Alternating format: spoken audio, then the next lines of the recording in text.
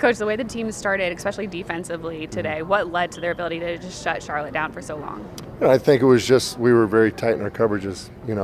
We've been working on that kind of consistently throughout this entire thing, and it was just a really good stretch of defense for us. They missed a couple open looks, but I thought for the most part we made them miss, and then we were able to build a lead going into the second quarter. I would have liked that same type of effort and energy in the second quarter, and we kind of let up because we felt comfortable. Obviously that kind of stuff happens, but it was a great start.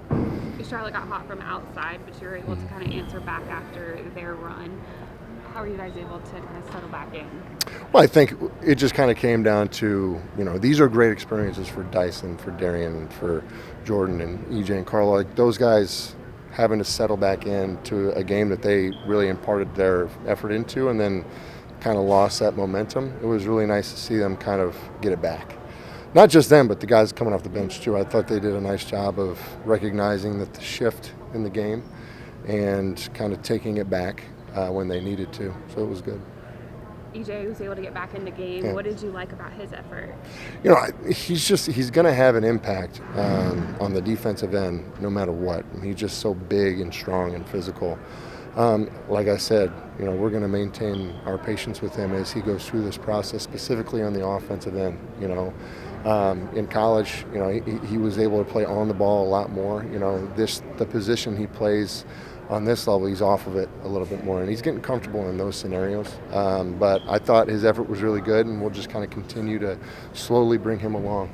He's not quite to where we would like him to be, and we don't expect him to be there yet. So this has just been a great experience for him to kind of get his feet back wet.